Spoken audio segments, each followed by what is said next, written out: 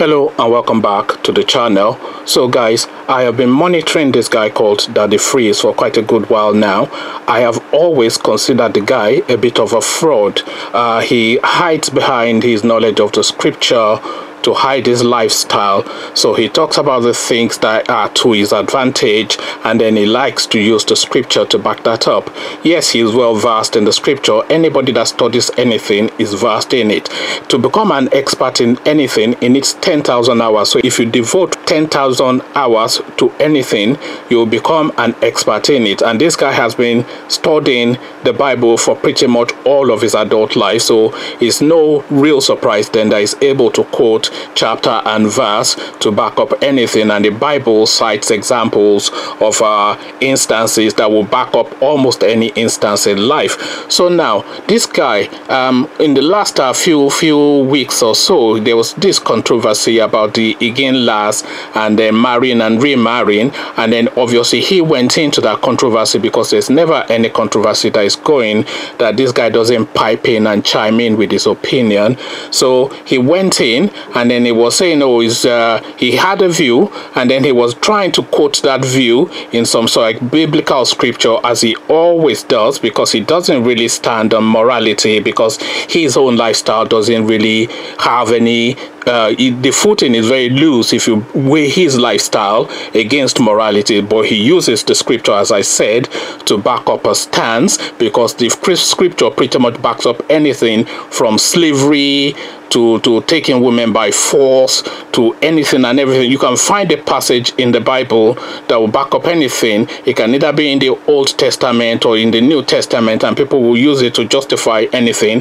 Half of, if not 80% of the war in the world is religion-based. We all know that. So the scriptures, I'm not just talking about the Bible, but all the major scriptures pretty much have a saying or a passage or a parable or an ism that backs up anything. And this guy is very vast in it, and he uses it to back up his lifestyle. So that's the one thing. And I'm going to do a separate video on his lifestyle, by the way, because this is the first of a series of videos that I'm going to be doing on this guy, because like I said, I'm out to out him.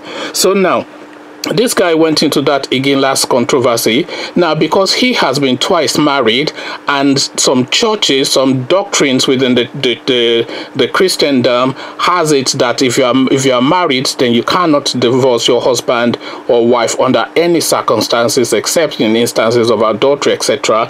I'm just quoting off memory. I don't really know the Bible that much, I'm ashamed to say, because I should know it more, so don't quote me on that, but I think that's roughly what they base that position in on, that if you are married, then you stay within the marriage, come what may, for better, for worse, etc. But now this is a chap that's been twice married. So now when he went into that Igila controversy, he then had to tread carefully. So he then used the scripture to justify a position, but he did not take a firm stance, because his lifestyle, as I said, is on loose footing, because his lifestyle is always on loose footing, because he's lived a hard and fast life. He's a showbiz guy, and you know with show business there's a certain lifestyle that goes with that, and that lifestyle of show business is not one that tallies with Christianity. So now what's now excited, or what's incited this video that I am doing now? What's incited this video is an article that I saw, and I'm going to read you the article, and then this article is the opening salvo in a series of videos that I'm going to be doing on this guy, because there's some of his antics that doesn't quite sit. There's a British member of parliament, a British parliamentarian said once, a conservative said once, of a chap that was running, I can't remember his name now, the chap was running to be the leader of the Conservative Party. I think this is going back some 10 years or maybe more. So the guy was running to be the leader of the Conservative Party in Britain, and this woman, her name is Anne Widdecombe, she said a phrase that struck a chord with people and pretty much ended that guy's career. And what did she say? She said, there is something of the night about this guy. And that's all she said. She said there is something of the night about this guy. So now with that saying, everybody then heard that phrase and then looked at that guy, and without really needing any further explanation, you had a good sense of what she meant, and that pretty much ended that guy's political career. That's how he ended. Now, I'm not seeking to end anybody's anything, and I don't have anything personally against this fella that they freeze or die, or to call him by his right name. I don't have anything personally against him, but I have something against his antics and against his positioning in a lot of matters, and this is something that I have been, you know, reminiscing about and musing over and reflecting over, and this is something that's been jarring my senses slightly. I mean, it's not something that keeps me awake at night because it's not really that important, but it's important enough for me to do a video about it. And as soon as I came across this article now, that then gave me the prompt to do this video, because I'd always intended to do a video on this guy anyway, because some of his ways do not sit with my, I don't like the cut of his jib is the phrase to use. I don't like the cut of his jib, and I don't like the way he positions himself, and it jars me slightly the way he prints and pontificates, and is always peacocking, and is always being bombastic and lambasting and being holier than thou and mightier than what, you know. He's just, he grates on my nerves a little bit. So now that grating has now turned into a murmuring, and that murmuring is now turning into a happening, and this is the happening now. So now let's just get into the article, because I've whittled on long enough. So the article says, and it starts off, if I choose to charge a fee, how is that anybody's business? So this is Daddy Freeze reacting to allegation that he charges 100,000 naira to play an artist's music on radio. So that's already has got my back up. So but now let's see what the gist of it is. So Daddy Freeze has reacted to accusations that he charges Nigerian artist 100,000 naira bribe. They've described it as a bribe, not a fee. So 100,000 naira bribe to play their music on the radio. He was accused by a Twitter user, and his Free Nation followers asked for an explanation. Reacting to the accusation, Freeze wrote, "I owe nobody an answer, but I'll give you one nonetheless. I have 23 years of radio experience." That's already him preening and peacocking, like I said he always does.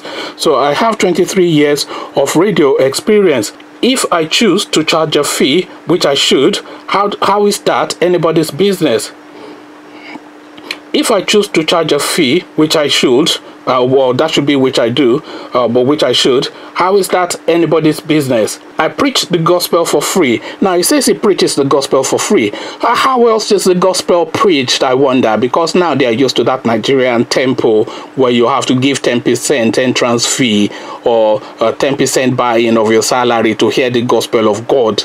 You know, so to learn about the kindness and the free giving of God, you have to pay a fee of 10%. And it's now gotten to that spot where this guy now feels that it is a thing to say, is an acknowledgement, a pat on the back for himself, that he preaches the gospel. Apparently, I'm not quite sure what gospel he preaches, but apparently he reckons he preaches the gospel for free. So that then he needs a round of applause for. So round of applause all round for Dayo for preaching the gospel for free. I preach the gospel for free. Everything else I charge for in full up front. Oh, and by the way, I don't charge for radio airplay, but for artist consultancy. You know, that's now how he's trying to couch it in. Oh, it doesn't take bribe, it's gratuity. It doesn't take a brown envelope. It's a present for his their daughter's wedding, according to Onogen. Another, you see the sort of language that these people use, you know. So now we are now seeing already, I don't even have to go far to expose this guy now. I think he's already exposed himself, but let's carry on. Where were we? Let's have a look. I don't charge a fee for airplay, but for artist consultancy, a bracket under which I can file literally anything I wish. So he's already said that's majority. So a catch-all phrase, consultancy, how do we not know what that means? Is the equivalent of a businessman in Nigeria, which ranges from an armed robber to somebody that imports and exports legitimately. So so that's a catch-all phrase right there, consultancy, everything and anything.